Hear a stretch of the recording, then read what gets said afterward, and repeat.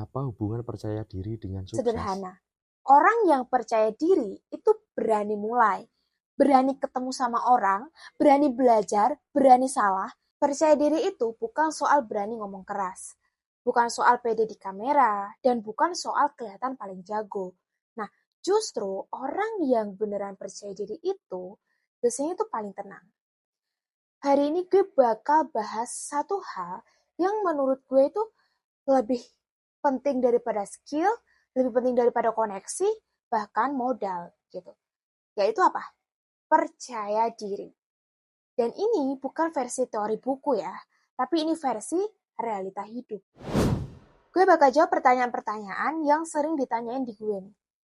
Dan mungkin itu juga yang kalian rasain sekarang. Oke, pertanyaan yang pertama. Sebenarnya percaya diri itu apa sih? Percaya diri itu bukan merasa lebih dari orang lain. Percaya diri itu cuma satu hal doang. Lu nggak berantem sama diri lu sendiri. Lu tahu posisi lu tuh di mana, dan lu tahu kekurangan lo tuh apa, lu tahu kalau lo tuh lagi proses. Dan karena itu, lu nggak perlu pura-pura. Masalahnya, kebanyakan orang itu pengen kelihatan nyampai, padahal dia juga belum nyampai kan. Dan dari situlah semua masalah itu dimulai. Oke, lanjut pertanyaan yang kedua. Kenapa banyak orang minder dan malu? Nah, kenapa banyak orang minder dan malu? Nah, karena mereka ngebandingin hidup mereka dengan ekspektasi yang belum kejadian. Malu itu selalu lahir dari perbandingan. Nah, nggak ada ceritanya orang minder tanpa ngebandingin diri itu nggak ada. Nah, begitu lu ngebandingin ya kondisi lu sekarang dengan bayangan ideal lu di kepala lu sendiri dan jaraknya tuh jauh, nah disitulah muncul rasa malu. Padahal masalahnya tuh bukan di kondisi, masalahnya tuh di ekspektasi lu sendiri. Gue kasih contoh simpel aja deh. Lu pernah jerawatan parah nggak? Pernah. Nah, lu stres kan? Lu malu, lu pengen cepet hilang kan?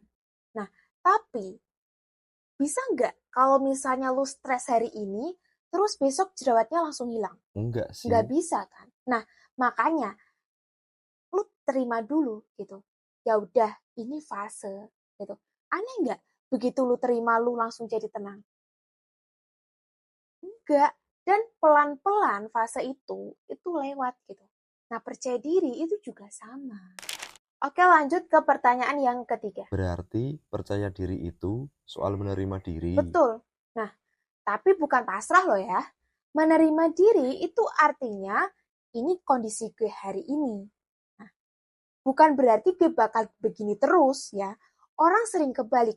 Mereka nggak mau menerima kondisi mereka, tapi pengen dihargai gitu. Seolah-olah mereka sudah di tahap akhir. Nah, itu yang bikin capek. Oke, lanjut ke pertanyaan yang keempat. Kenapa orang insecure malah kelihatan berisik? Nah, kenapa sih orang tuh berisik gitu? Ada satu kalimat yang gue setuju banget nih. Insecure itu loud. Confident itu quiet.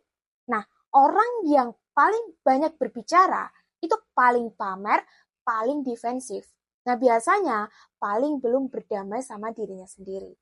Nah, kenapa? Karena dia lagi nutupin sesuatu. Nah, sebaliknya, orang yang sudah menerima dirinya sendiri itu nggak perlu bukti apa-apa gitu. Lanjut ke pertanyaan yang kelima. Gimana cara ngilangin rasa malu dan gak pede? Nah, gimana sih cara ngilangin rasa malu dan gak pede? Jawabannya mungkin gak enak didengar ya. Gak bisa dihilangin. Rasa malu itu akan selalu ada kok. Yang bisa lu lakuin itu bukan ngehilangin, tapi melangkah walaupun malu. Nah, karena satu-satunya hal yang lebih kuat dari perasaan itu adalah action. Feeling itu kuat kalau lu diem. Begitu lu gerak, feeling itu kalah. Nah, contohnya, lu grogi sebelum ngomong, ya lu ngomong aja. Lu malu ketemu sama orang, ya lu dateng aja gitu. Lu takut dinilai, jalan aja.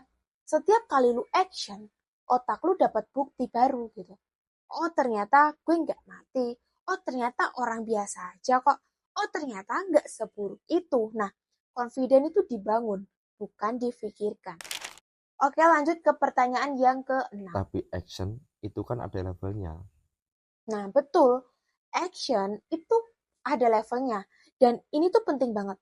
kesalahan orang banyak adalah langsung lompat ke level yang belum siap. Nah, action itu harus bertahap. Lu nggak belajar berenang langsung lu nyemplung ke kolam 8 meter. Ya nggak mungkin kan? Lu mulai dari yang kakinya masih nyentuh gitu. Confident juga gitu. Mulai dari ngobrol sama satu orang, ngobrol sama dua orang, lalu kecil, lalu naik. Nah, bukan langsung pengen jago gitu. Oke, lanjut ke pertanyaan yang ketujuh. Kenapa banyak orang stuck di malu? Nah, kenapa orang banyak stuck di malu? Jawabannya ini. Karena mereka pengen langsung sempurna. Pengen langsung jago, pengen langsung dihormati. Tanpa mau melewati fase jelek. Begitu gagal sekali, mereka mundur. Padahal semua orang yang sekarang tuh pede, itu pernah kelihatan bodoh kok. Gitu. Bedanya itu mereka lanjut gitu. Oke, lanjut ke pertanyaan yang ke-8. Apa hubungan percaya diri dengan sukses? Nah, hubungannya tuh percaya diri sama sukses tuh apa sih? Gitu. Sederhana. Orang yang percaya diri itu berani mulai, berani ketemu sama orang, berani belajar, berani salah, itu aja sudah cukup gitu buat menang jauh dari 90% orang lain. Bukan karena mereka hebat kok, tapi karena mereka jalan gitu. Oke, lanjut ke pertanyaan yang ke-9. Gimana cara bersikap pede tanpa jadi sombong? Nah, gimana cara bersikap pede tanpa jadi sombong gitu kan? Nah, kuncinya tuh satu, gambar diri yang akurat. Kalau lu ngerasa diri lu di atas, padahal aslinya tuh belum, lu jadi sombong. Nah, kalau lu ngerasa diri lu di bawah, padahal aslinya tuh gak separah itu, lu jadi minder. Nah, percaya diri itu tahu posisi lu hari ini dan tahu kalau lu tuh lagi naik gitu. Oke, gue tutup dengan ini ya. Lu gak perlu jadi siapa-siapa buat percaya diri. Nah, lu cukup menerima posisi lu hari ini. Jalan satu langkah, ulangi besok, dan ulangi lagi. Dan suatu hari nanti, lo bakal sadar, lo sudah jadi orang yang jauh lebih pede dibandingkan versi lama lo. Gitu.